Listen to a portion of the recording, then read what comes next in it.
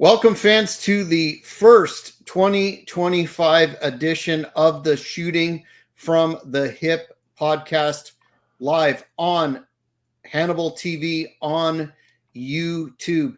My name is Jack Kilby, Executive Vice President of Great North Wrestling. We've got a really interesting show today in terms of what are regarded as some of the most dangerous, physically dangerous finishing maneuvers in pro wrestling, and none other than the man to give his knowledgeable and experienced take on same. And I would be talking about my broadcast partner, the man who is known as the King of the Streets, the Kingpin, the reigning and defending G&W hardcore heavyweight champion himself, Mr. Puerto Rico, Angel Medina. How are you, sir? Doing good, man. Doing good. I'm just enjoying, the days tonight. I mean, bottom line is it's cold. I'm so used to being in Puerto Rico with the nice 80-degree weather, enjoying life out there, man. I had a blast. I dreaded coming back to reality, but it was fun just being out there. So, I'm excited. I was excited. Yeah, it's always nice to break up the winter with some of that sunshine. I know here in Canada, it's as I was telling you off air, it's gotten really nasty. It's gotten cold and snowy at the same time. So the 3 months that we're going to be stuck with this kind of thing is definitely not the highlight of the year for me. What's it like out there in Wichita area, Kansas? Well, right now it's kind of cold. I mean, I think it's like 32 degrees, chilly. We just had some snowstorm just like a week ago, 2 weeks ago. Then we had a little bit of a flurry coming down. I mean, like I said, when you're so used to like every day, the sun, the beach, every day summertime, or springtime there's no winter. Every day there's tourism every day, so it's just a blast. But it's a lot of white people. When I say white people, I mean like people who live there. Like, hey, what do you do? Oh, I'm a photographer. Hey, what do you do? Oh, I teach people how to surf. I mean, I own a jet skiing company. I own the scooters. So when I say there's a lot of white people, there's a lot of business people out there, and just I'm not saying reaping the rewards, but you're enjoying life and starting it's a good tax haven. It's just so weird that you see a lot of white-owned businesses out there making some serious money. So, I mean, it was good. It's just weird. It's just you expect to walk in the store and you speak, like, hey, amigo, and you're like, and then you got some guy go, oh, hello, sir. How can I help you today? You don't speak Spanish? He goes, no, I'm the proprietor of this establishment. And how can I help you? Like shit like that, Yeah, you would think that they would speak Spanish, right? No, they do speak Spanish. I mean, you have to no matter where you go. I mean, if it's Portuguese or Brazil, like Brazil speaks Portuguese, or going down to Dubai, you got to pick up the language. I mean, you can't just not sit there and not, what's the word, absorb, the language, because you're gonna be around them all the time. So you have to speak it, because not everybody speaks English, Mm-hmm. It already does, but you're gonna bump into that one dude. They're like, speaking English. Mm-hmm. Well, did you partake of any? I know you're a big seafood aficionado. Did you get your fill of that? Any good stuff there? Oh man, absolutely. I had a great time. It was a lot of food. I mean, I didn't want to eat too much, so I kind of tried to like not eat during the day, because I knew I was going to go out to eat. So, and if I did eat something, it was like really small, so I could just kind of, balance it out through the course of the day, and which I did. Like I said, it was fun. It was, the only thing I was disappointed is that when I was over there, I mean, now is the digital age that when I turned on the TV, I couldn't find there was no local, not saying local channel. Everything was on, like, when you turn on the TV, you see the Netflix, the Prime and stuff, YouTube, but it was not like, how the hell do you get to the local channel so I could watch some wrestling, Carlo Colon and stuff. And I wasn't able to figure it out. So all I did was just watch Netflix and Hulu and maybe a couple things from YouTube, like the local Spanish channels, just to see what was going on in the neighborhood. Like that white lady who set the business on fire from Michigan. No, from Missouri. So, really?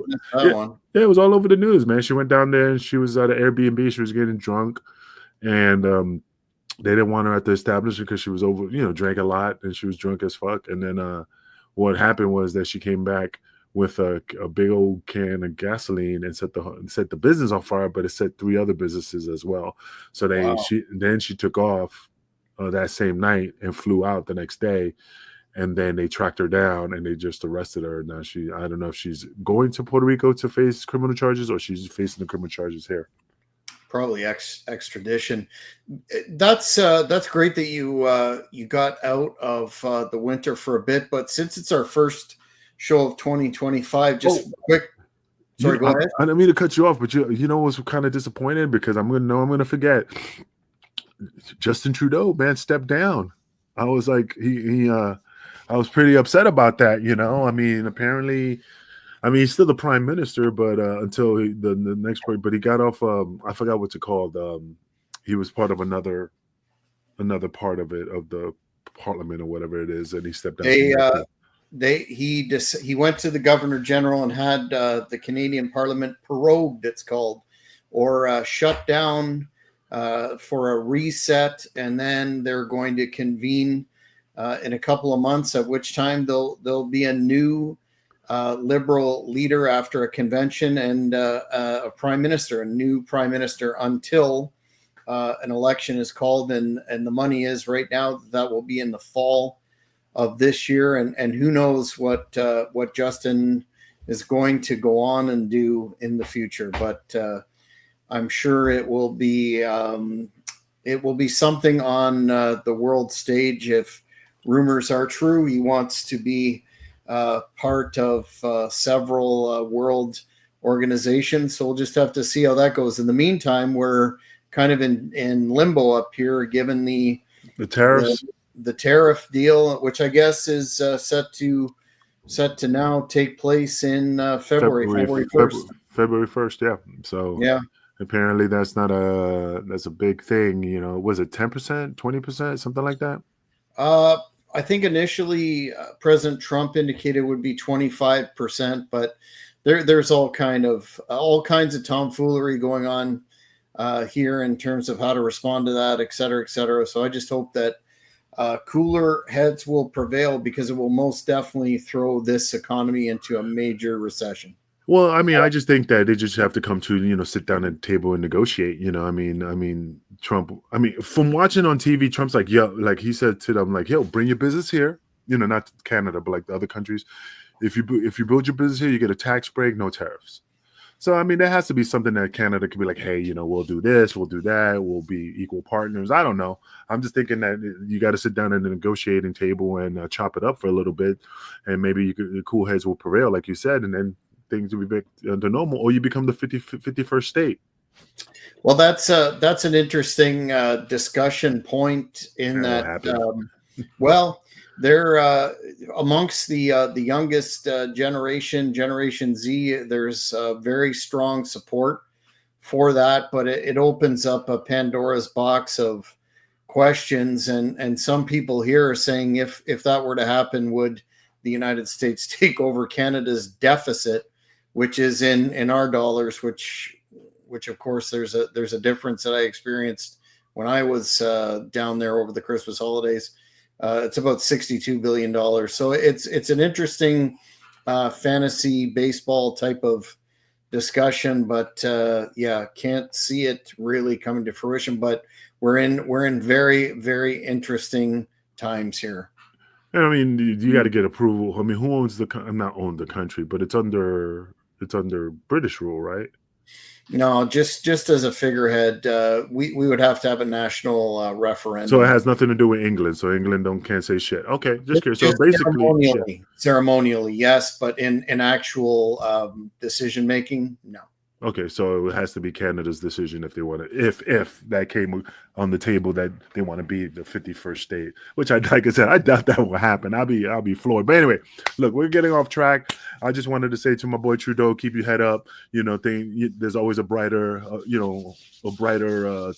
there's light at the end of the tunnel. Let's just say that. So he'll be doing okay. And he's more than welcome to come on the show.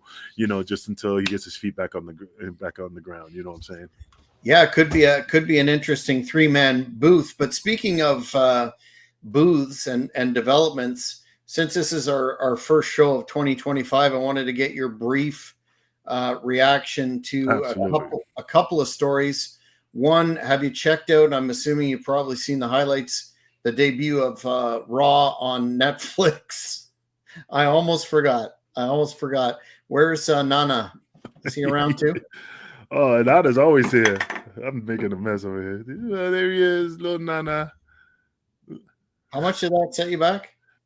This piece of shit cost me $60. Well, it's worth it. It's a collector's item. But your quick take on Raw on Netflix and the situation with whether it's a work, whether it's a shoot, whether it's somewhere in between with Corey Graves, the long time announcer, and his quote unquote demotion to NXT. But start with Netflix. Well, I just think Netflix is a great deal for WWE.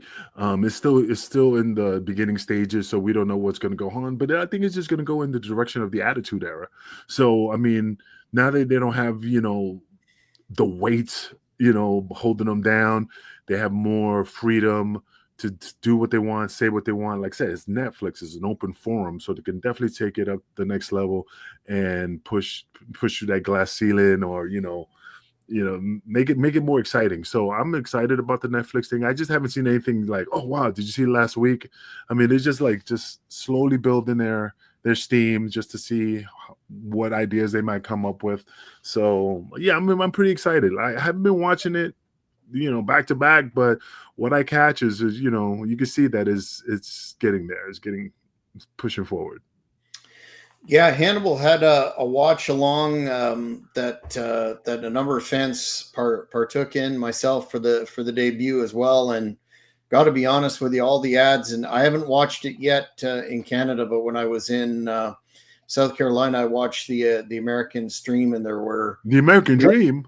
No, he wasn't there. That's Cody. He's the Nightmare, I believe. But a lot of commercials, which I guess you can see that on either side of the coin. It's a revenue stream, but it's also, man, it was a long 3 hours, and I think I fell asleep in and around the women's match, which I'm usually apt to do. But we'll see. It's whatever way you wanna call it, slice it. It's definitely one of those monumental developments in the business. Similar to when pro wrestling went from regional television to syndication, right? No, I agree. But I just think this is going to be more exciting because now that they got everything. I mean, TKO is involved with UFC. There's probably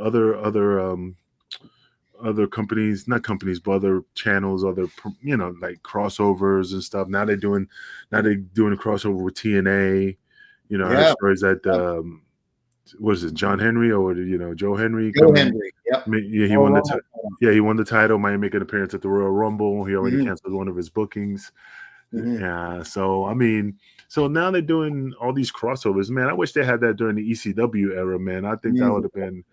But again, that was the past. This is now. We didn't have that capability. So, well, ECW did invade Raw a couple of times. We've got the famous spot Sabu did when he dove off the Raw sign, and some WWF talent appeared in ECW, but nothing to the extent of this major partnership between TNA and WWE. It's interesting. It's interesting where AEW is going to fit into all of this with what they have going on. And I would say one of the bright spots going on is the Hurt Syndicate with MVP and Lashley and Benjamin being tag team champions. That's one of the few interesting things going on in TNA right now. And TNA, I just called them TNA. AEW, in my opinion. Well, MVP, I just saw a video that he was wrestling. He got in the ring, so he's still wrestling. I think he's taking bookings, independent bookings. Yeah. So, but I mean, of course, like I said, he's not 100%, but he definitely got that taken care of. So I'm pretty happy that he's on the wrestling and stuff. So that's pretty cool. Yeah, I think they're a great package, and they weren't used to their full potential in WWE. So it's good to see them getting some shine there. But what about, have you followed the whole Corey Graves situation where he expressed his discontent allegedly at not being on one of the two major programs and going to NXT. What's your thoughts on that? It appears, I mean, today that that was something that he put out there himself. No, yeah, I mean, I read up on it. I heard he was pretty upset, but you know what? That's a paycheck. I mean, I don't think it demotes his paycheck. I would have been like, hey, I'm happy. But, it's like going from the majors to the minors. And a lot of problems is in regards to, Corey Graves or any type of wrestler. When you get pushed from the majors to the minors, you think you're going to go out the door. So that's a concerning factor in any wrestler's mindset. When they, hey, we're going to send you down to NXT. What the fuck did I do? You know what I mean? NXT, you're supposed to go up, not go down. You know what I mean? So that's just a little bit nerve-wracking. But he should have just kept his ego in check because there's nothing you can do about it. As long as he saved his money, I mean, you just got to take it with a grain of salt and just be prepared. But for him to cop an attitude would just justify the company to see, I told you, see how he's acting? He's acting like a child. That's why we were just testing him to see how he reacts. And this is what this is the gratitude we get. This is how, he appreciates all the years he worked for the company, all the money we put in his pocket. And we asked him to do a favor and he cops an attitude. See, yeah. I knew he was like that, so that just puts a bad taste in some people's mouth. That's just my perspective from seeing from the outside in. I could be 100% wrong. That's not what's happening. But in the business, that's what they do. Sometimes they test you just see your reaction. Yeah, absolutely. We've got a fan here saying ripping off the Stevie Richards video. And I wouldn't say ripping off, but yeah, Stevie Richards has done excellent work in this area of finishers, and it was actually Lanny Poffel which first brought out the issue with the Beverly Brothers finisher. But I wanted to get your reaction to a number of these moves and sort of your take on whether some of the conventional wisdom on the internet is accurate in terms of the level of risk to the wrestler in these moves, starting with the move that, as I said, Lanny Poffel pointed out a couple of years ago when Stevie Richards did a deep dive on, and that is the Shaker Heights spike, which when the Beverly Brothers were in the AWA as the Destruction Crew, it's a shot of them as the tag team champions. They actually did this same move, which apparently has injured a few people. I know you weren't in the ring with them. Correct me if I'm wrong, but you never wrestled Wayne Bloom or Mike Enos? No, we never came across each other. I know Wayne Bloom, I never seen him besides when he was in WWE as one of the Beverly Brothers. I thought he did a singles run too, if I remember, but I could be wrong. I can't remember all that. Mike Enos did, yes. Yeah, but no, I never we never crossed paths from indie shows to conventions, autograph signings, negative.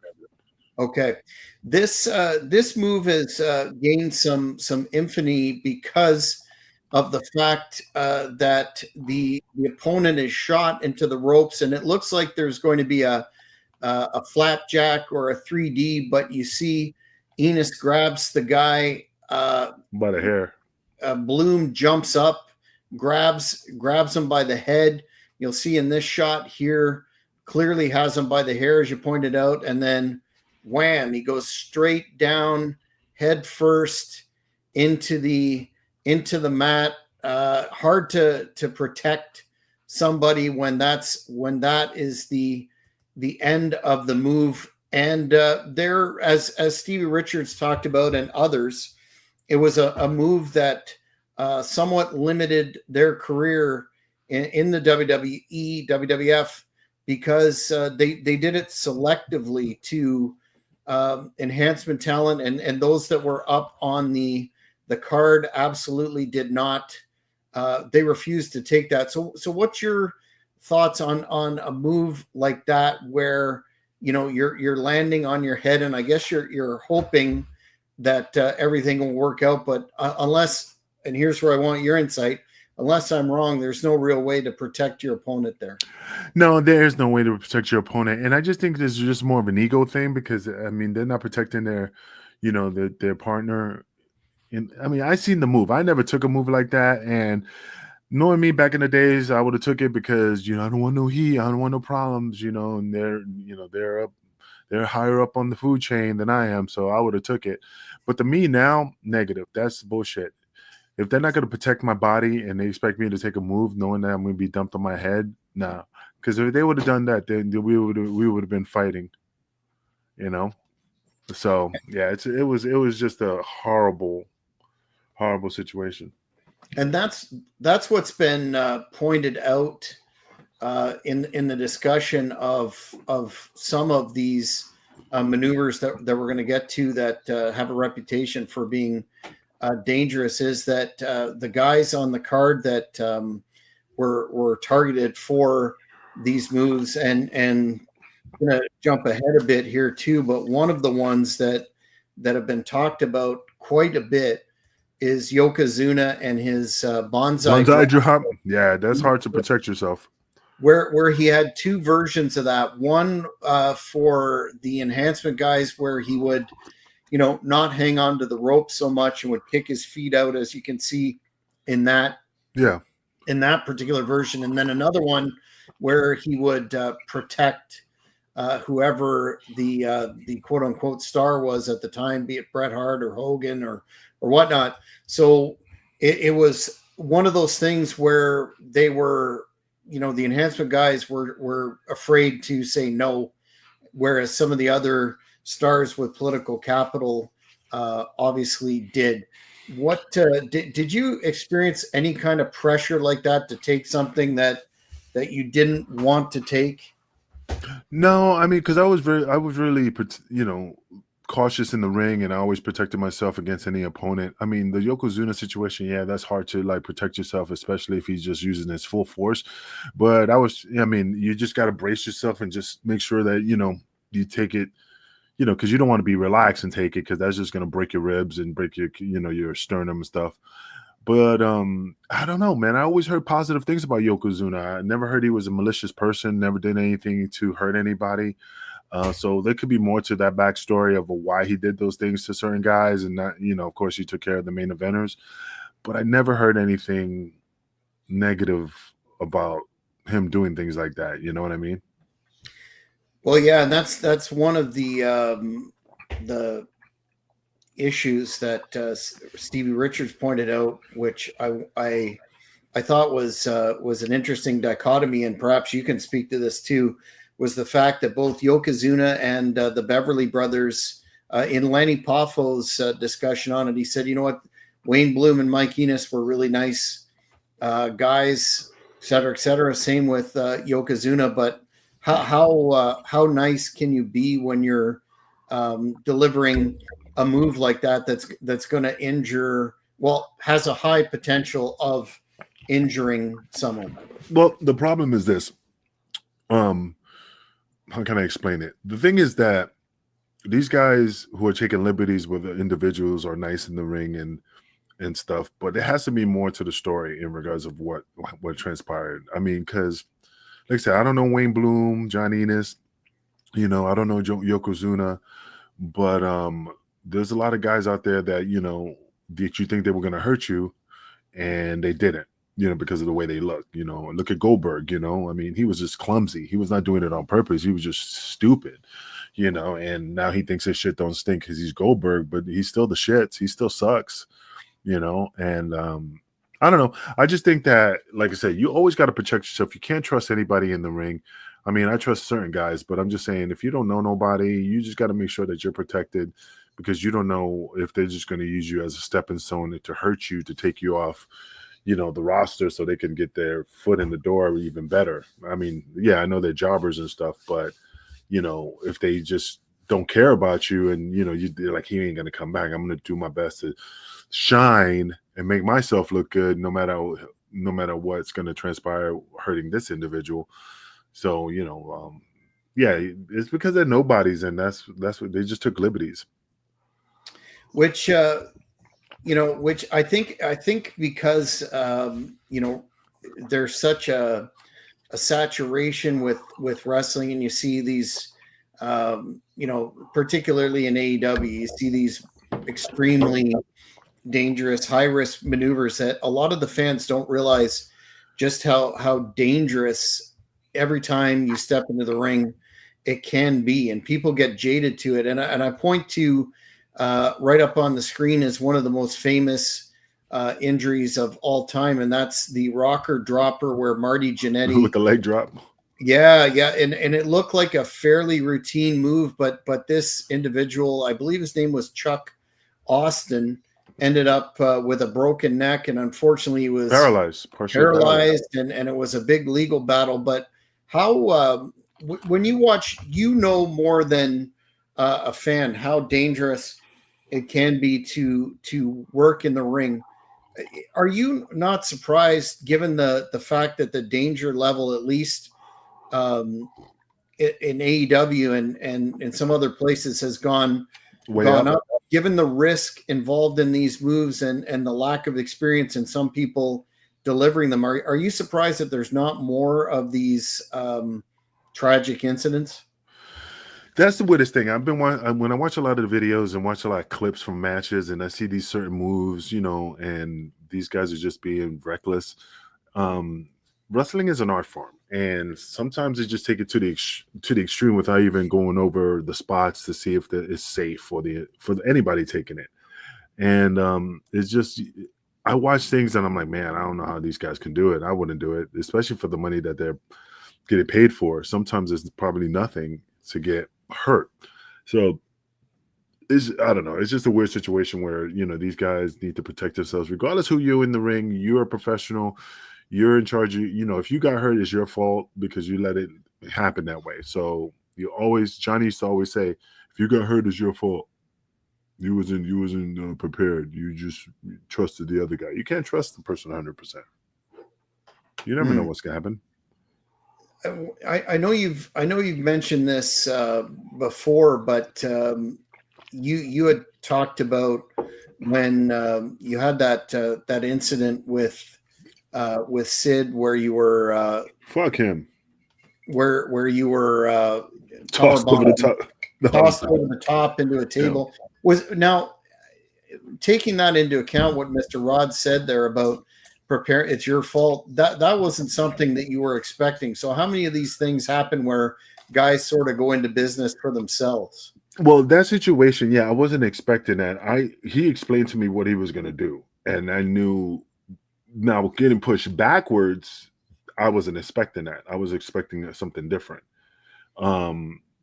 With those situations, they knew that was the finisher. They knew, what was going to happen. So they were aware of how that, what's going to transpire in the ring. So it's when you don't expect it. So those situations, they would have been like, yeah, I see you do that, but I don't feel comfortable. Well, that's my finish. Well, you better protect me. Because that's the thing. If nobody wants to lose a job, and they're afraid that if they say something that they're not going to get hired back, and like I said, that was then. I don't know how it is now. If the person doesn't want to take the move, you better take care of me. If I get hurt, I'm going to kill you, What, out of, and I'm going to go through a list that the internet says, there's a lot of information out there on this topic, but not a lot of consensus about. There is a general consensus about several, but I wanted to go through them with you and get your impressions, because I know you have taken at least some of these, starting with, everybody talks about the pile driver and refers to, the Owen Hart, Steve Austin situation, which could have probably did. Oh, the inverted pile driver? Yeah, the inverted one, but just the pile driver in general, the tombstone and the spike pile driver as being exceedingly dangerous. But look at, Rhino delivered that to women and others, and he never injured anyone. Big thighs. That is that it? Is that the key to not getting injured on that, or did you ever? He just had big thighs. If you watch the video, man, your head never went past his thighs, so he has some big thighs. He took the blunt of it on his ass, and now the other situation is that like the Stone Cold, and that was just an accident. The way it was set up, the way the move was built into, you could just see Austin's head sticking out at the bottom. He thought he probably had him in the right position, and he was supposed to take it like maybe a little bit in the shoulders and had barely touched the ground, but he was too low. Did you ever have trepidation taking that move, given the fact that your head could slip or just be generally out of position? The pile driver? Yeah. You're always concerned. You're always concerned. But look how it is now, man. Guys are doing, the Canadian destroyer off the top rope on the guy sitting on the guy's shoulder. I just saw a video just a couple of days ago. Was it yesterday or the day before? A guy did the Canadian destroyer off the off the guy's, like when the Steiner brothers used to do the bulldog on the guy's shoulder, same thing. But it was the guy was facing him. He jumps and does the Canadian destroyer, and I'm like, geez, that's risky. That's you're going to be paralyzed, but you can't do that to everybody, The one of the versions that kept popping up on lists was the Tombstone pile driver, which I don't believe the Undertaker injured anyone, except there was that story that he injured Hogan. Do you remember that one in the Tuesday in Texas? Oh, with the chair, they slid the chair in the ring. Yeah, I heard Yeah. it. It didn't look like he got hurt, but he said he got hurt. That I don't think that was legit. I think if you had a preference between your traditional, like the Paul Orndorff jumping pile driver and the Tombstone would win every time. No, absolutely. Like I said, I never seen Taker hurt anybody on purpose, and he was always safe. Now I've got the Canadian destroyer on the list down farther, and you've already touched on it, but that move, from what some people say and describe, is when it's done on a regular sort of, not jumping off anywhere and blah blah blah, it's not overly dangerous. What do you? I think it kind of is one of those moves that hurts the business because it's so fantastical. What, the Canadian destroyer? Yeah. It's a great move, man, but you got to do it right, and there's a lot of room for mistakes. And I mean, I had never heard. I mean, the style clash is worse, because you're like your head's bent forward. You got to make sure that your head's not bent forward. You got to make sure that your head's sticking up. So I mean, I never heard anybody really getting hurt from the Canadian destroyer yet. Knock on wood, Mm-hmm. Well, if they keep doing it off balconies and whatnot, then that's a different story. Yeah, Styles Clash is on there because obviously it's difficult to protect your neck, and anecdotally anyway, people have been injured for that. But what about the curb stomp, where you need such precision timing to prevent the injury to the neck and the head and make it look good? Honestly, that move always, when Rollins was using it as his finisher, it kind of left me like, I don't know. And same with Orton's punt, because obviously if you went full on and kicked someone in the head, you're gonna hurt them seriously. Yeah, when he was doing a legend killer and stuff like that. Yeah, I never heard anybody get hurt from that. You know what I mean? Everybody walked away.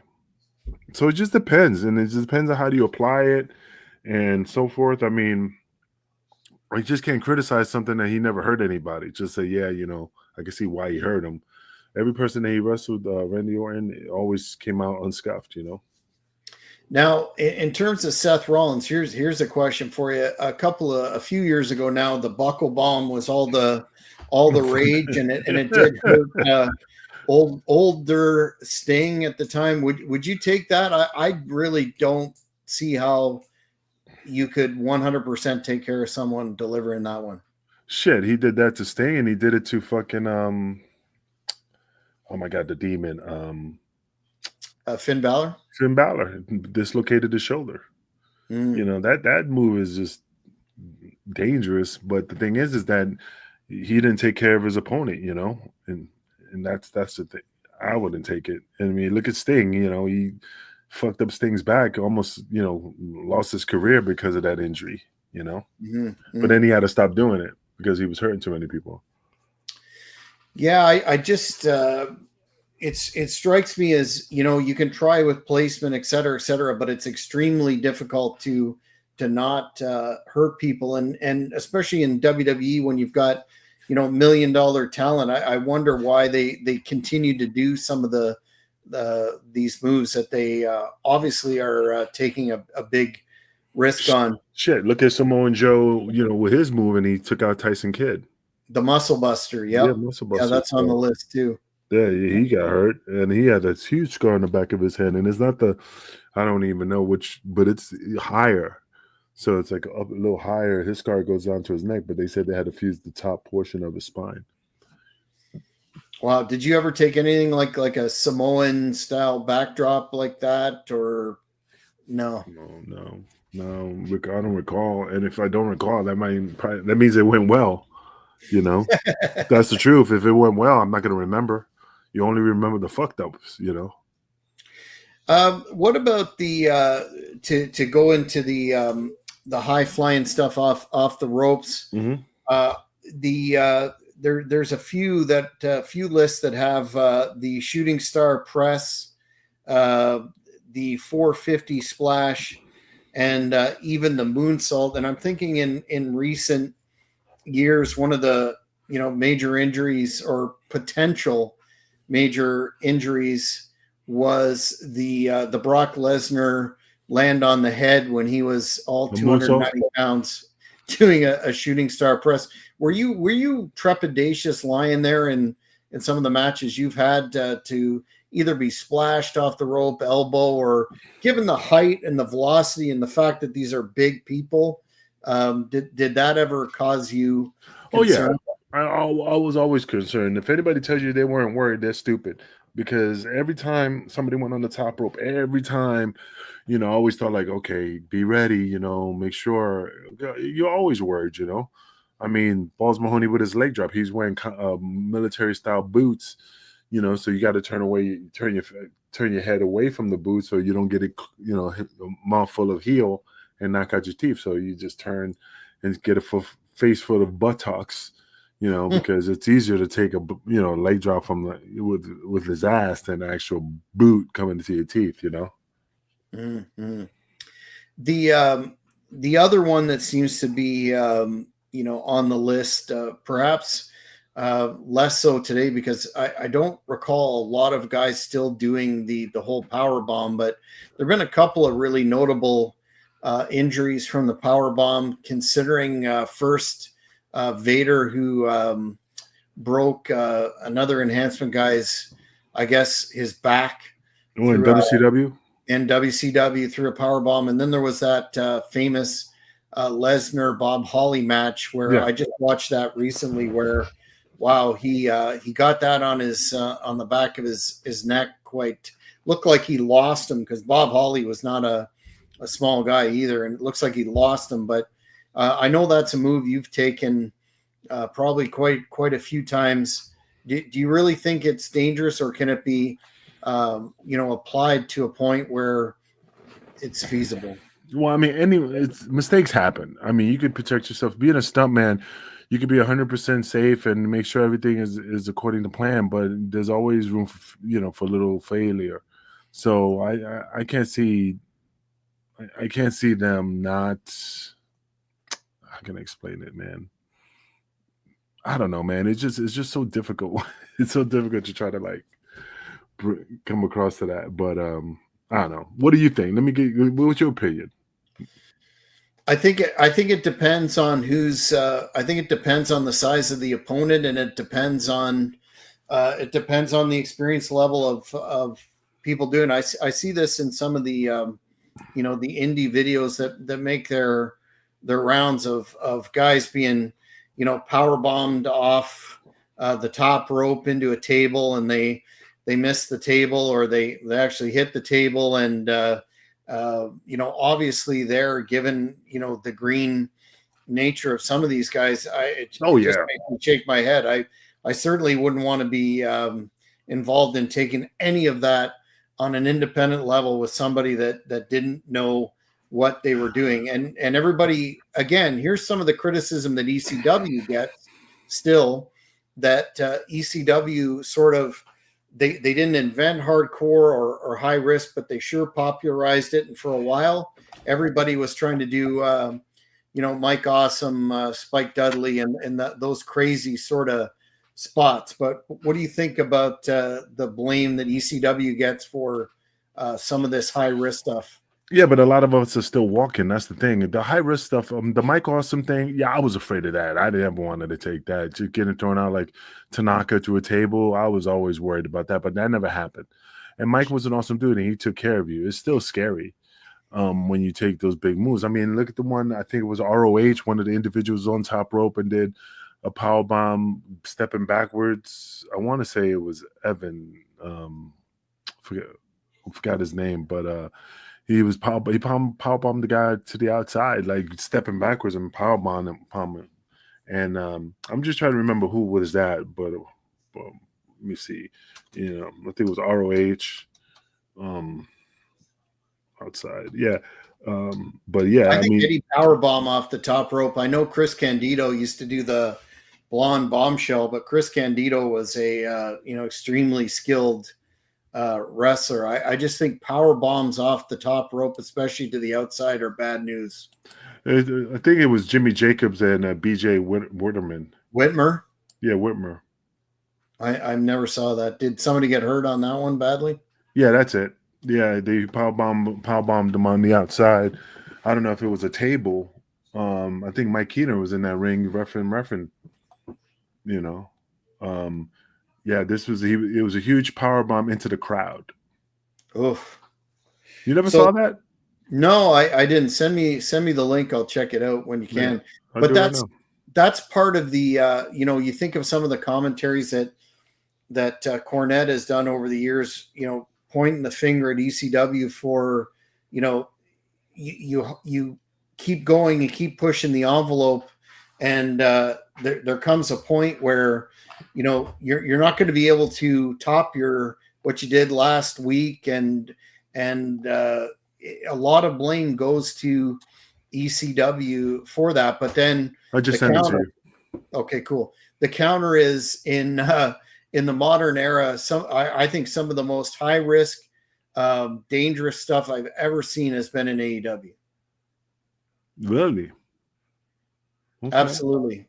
The one guy from I forget the guy's name, but the private party guy who broke his neck off some ridiculous spot, and then, or not his neck, he injured himself. But have you seen what Darby Allin's done in recent years?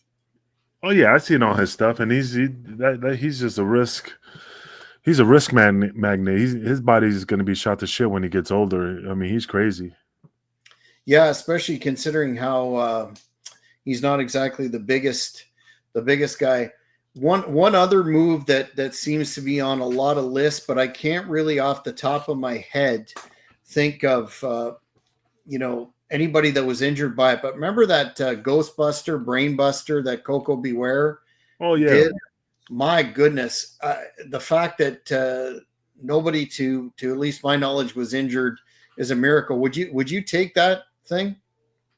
Hell no. Hell no, man. I mean, like I said, it just depends on who you're in the ring with, if you feel comfortable. But I had no worries about expressing my feelings and my concerns if I feel that it's not going to go well. So, I mean, I have to have a lot of trust in you to do certain moves. Mm-hmm. And of course, some honorable mentions are the Razor's Edge that move Scott Hall used to do. No, that's fine. The border cross is the one that is a little more I don't want to say dangerous. It's just a little more chances of you slipping up and landing on the back of your neck. The border toss that Hernandez did. Yeah, it's the Razor's Edge, but just a little bit, just modified. Mm-hmm, mm-hmm. That you're right. That definitely looks much more dangerous. But what about the whole diving headbutt from the top rope, or any sort of move involving a headbutt? That's got to be inherently high risk right off the bat, don't you think? Especially some of the stuff Benoit and Angle used to do off, Oh yeah, top of cages. I mean, the things that Benoit did, Jordan Smiley doing off the off the top cage, yeah, those are all risky. It's just another level. The next thing, and they're gonna say, "Hey, let's jump off, off the scaffold on the top of the ring, which is higher." But yeah, Kurt Angle, man, doing some crazy ass moves. I mean, but again, I never heard of him hurting anybody. So he protected his people. Yeah, and for all the heat that New Jack would get for being, aside from the times that he wanted to, for being reckless, etc. He didn't really hurt people when he didn't intend to. Correct? From your knowledge of him, you were in the ring with him many times. Jack never hurt me. I never ever got hurt from Jack. I mean, it looks like he's gonna kill me and stuff, but he took the blunt of it, and I praise him for taking care of my body. Yeah, my body's beat up, but it would have been more beat up if he just did what he took liberties and just laid it in. And like I said, I never had a problem with Jack. I mean, yeah, the Gypsy Joe situation, the kid in California, those are different situations because of what had transpired. But if you show Jack respect, he'll take care of you, which he always did. He always took care of me.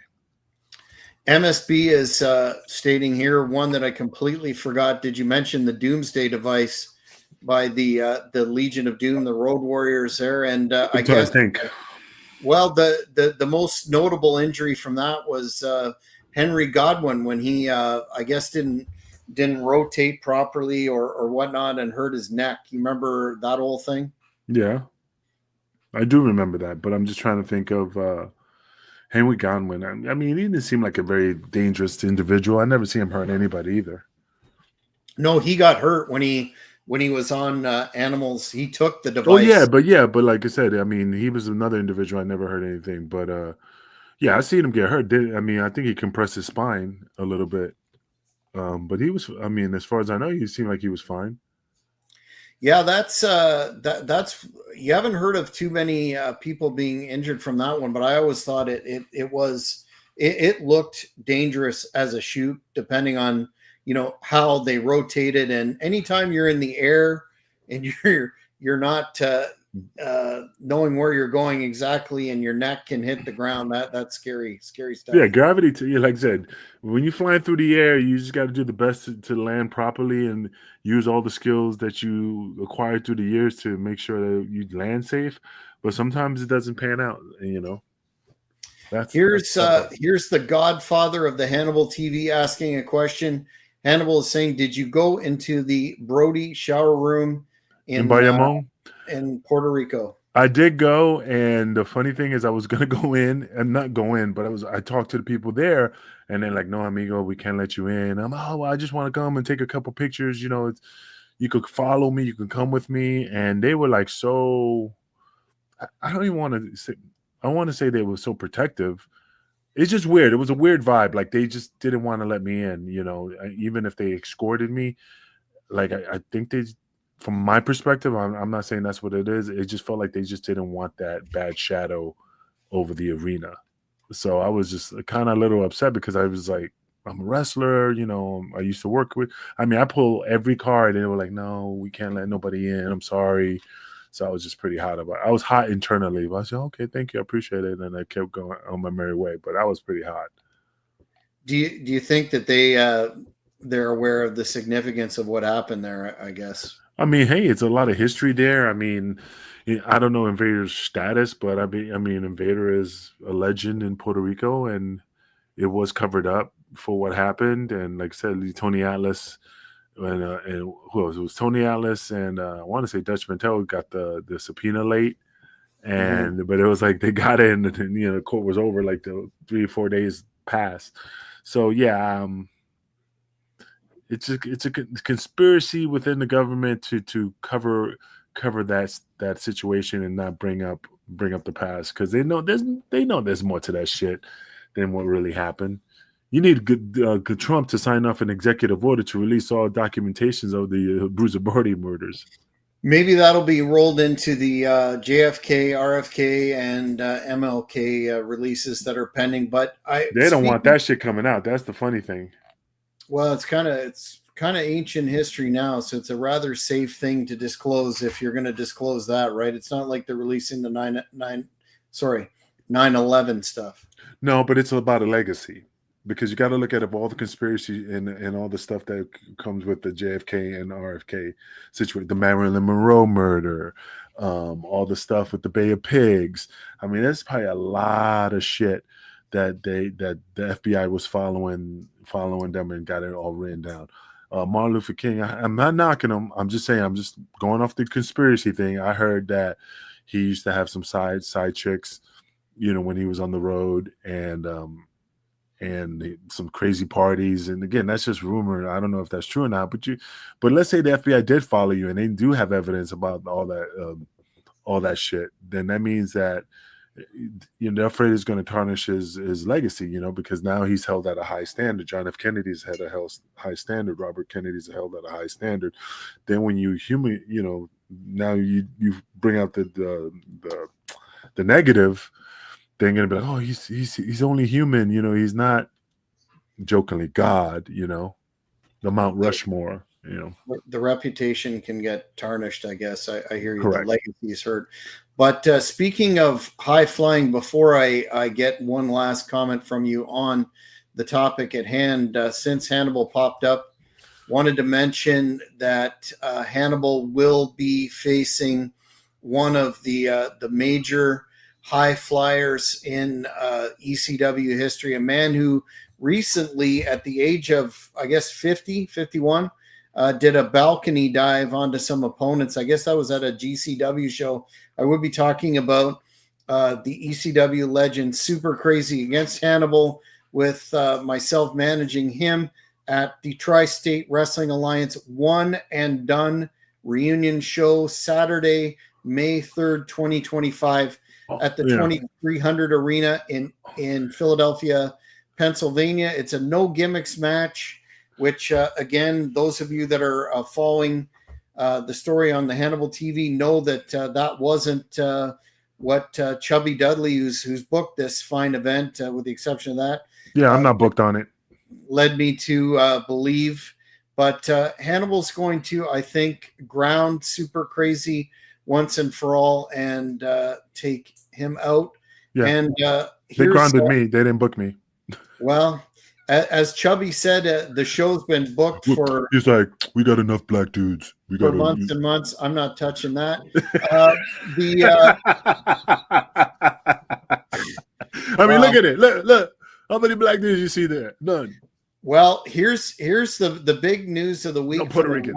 WrestleCon, which will take place on May the 3rd in the arena from 12 till 3. The big announcement is the independent appearance of Ric Flair at the WrestleCon, and look at the man, talent. You got the talent, man. You got the Rock and Roll Express. You got Sabu. You got Missy Hyatt, Shane Douglas. I mean, you got Jim Molyneux, Finnegan. I mean, you got some great talents there. And even though I'm not there, but anyway, it's still going to be a great show. I wish I was there to see that in action. I'm pretty excited to. Like I say, you're going to Philly. This is not your first time, right?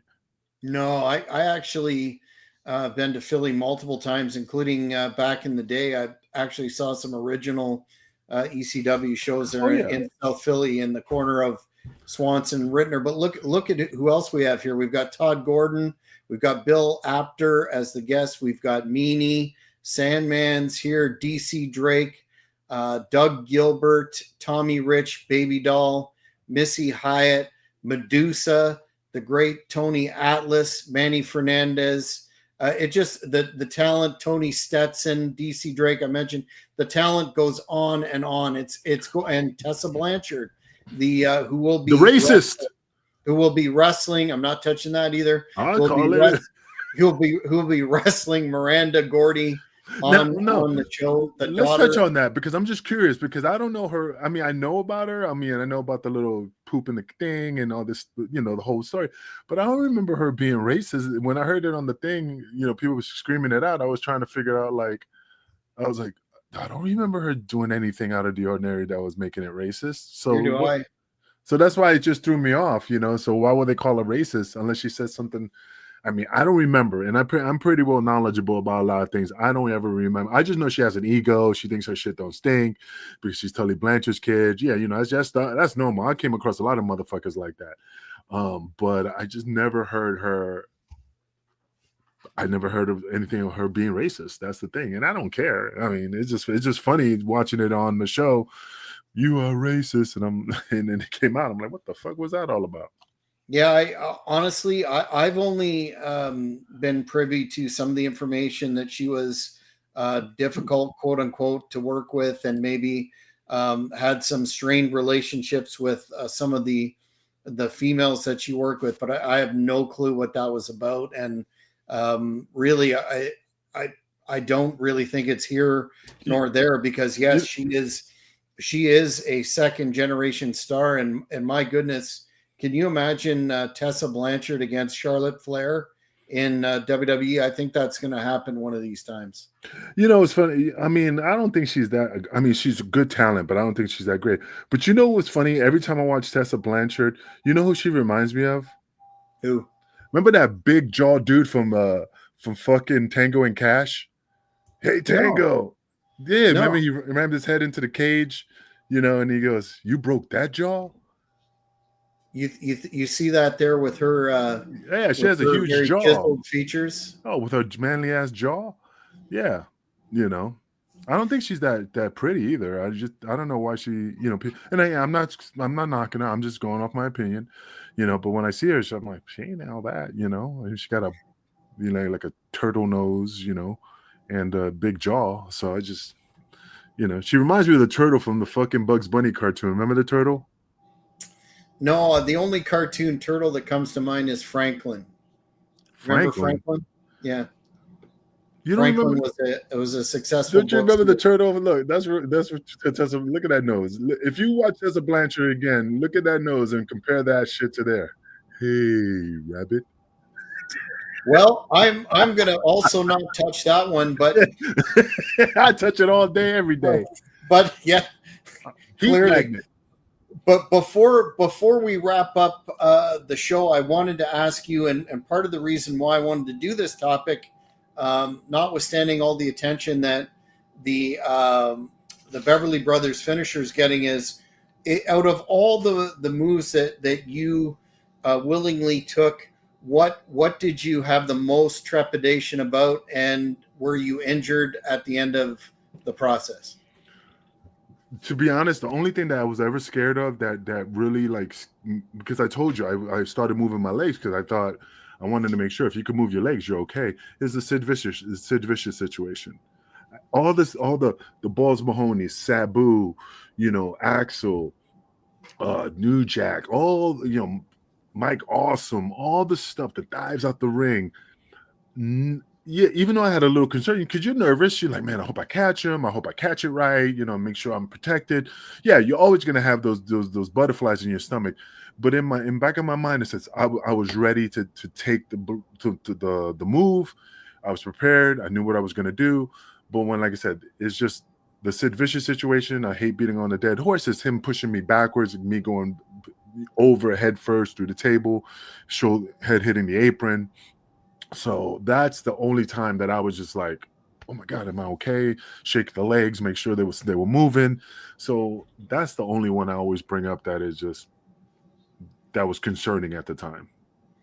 Well, I think it's a good reminder to the fans to appreciate what they see there. There's the tendency to get jaded to all the action that occurs in the ring, but it's a very dangerous proposition to step into the ring, and truly it's somewhat of a miracle that we don't see more injuries, and it's a testament to the skill level in the folks, at least in the major companies, that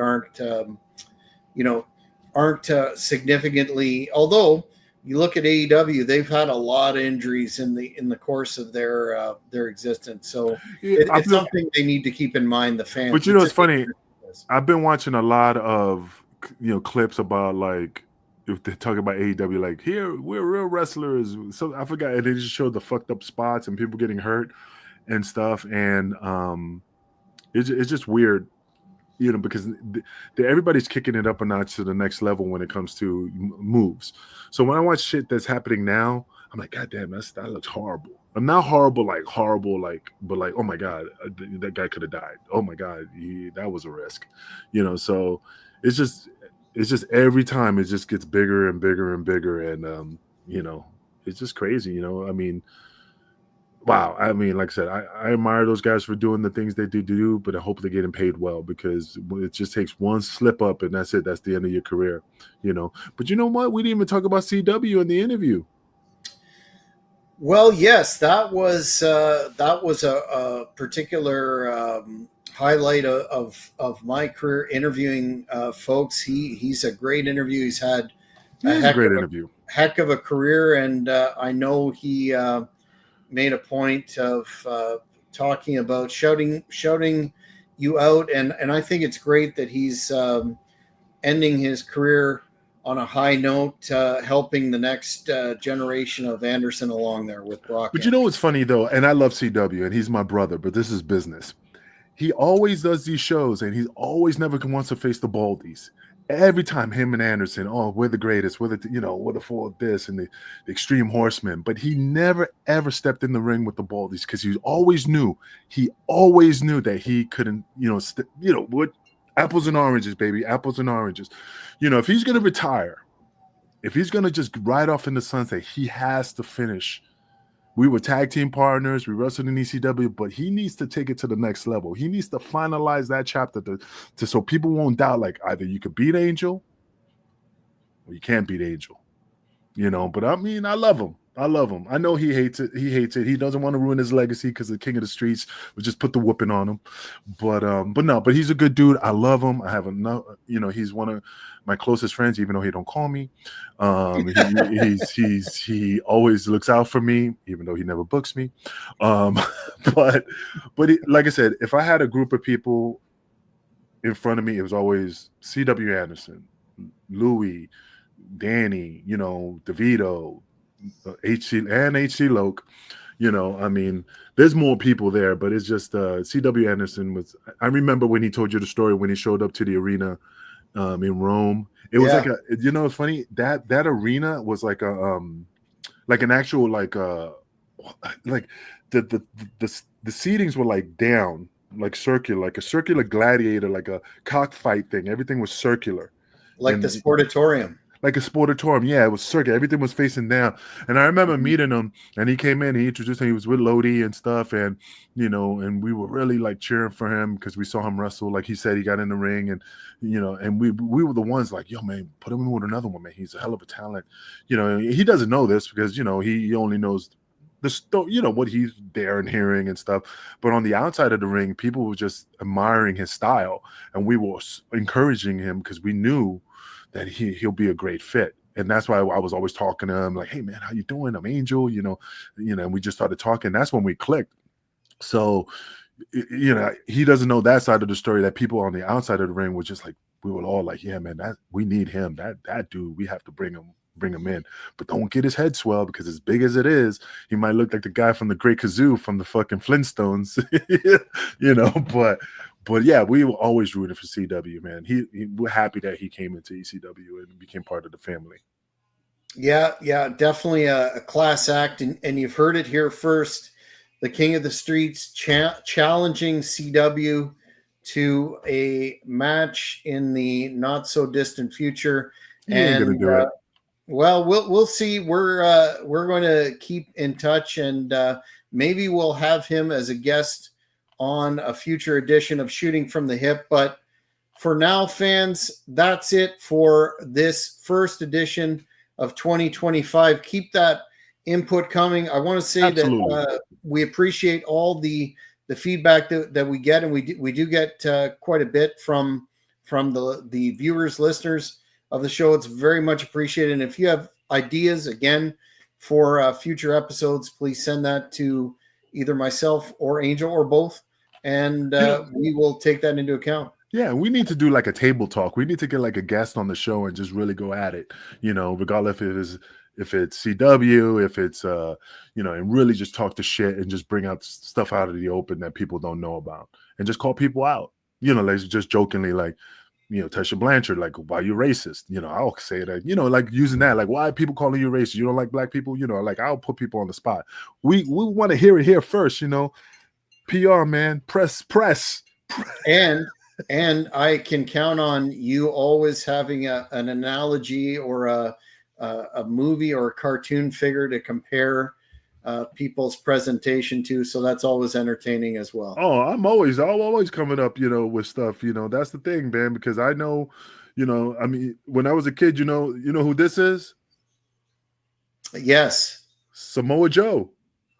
Looks just like Samoa Joe. I'm a chicken hawk. Oh boy. Well, fans, we're gonna cut it off right here on that high note. But make sure that you hit that notification button, and if you haven't already, subscribe to the Hannibal TV. The channel is growing by leaps and bounds. Get Hernandez on all kinds of legacy content as well as new. Oh, sorry. Speaking of Hannibal, he's got something here. Is Tony Khan finally having Big Show wrestle his 1998 Waterboy Captain Insano Bit character name going to help him bring the younger audiences who weren't even born when it came out? Speaking of cartoons, there you go. That's your end there. What do you think? Absolutely. No, absolutely. That definitely. I would love to have Big Show, that big old Grizzly Adams looking motherfucker. Well, we do have his contact information, so we'll probably reach out. And in the meantime, I'm going to brush up on my cartoons, of course. But make sure you hit that notification button. You won't miss any of these great shows that we do for you, the fans of the Hannibal TV. See you next time. Peace. And any cartoon references before I hit the end? No? That's all, folks. That's all. Thank you for watching the Hannibal TV. Please like this video if you enjoyed it and click the subscribe button to not miss any of our latest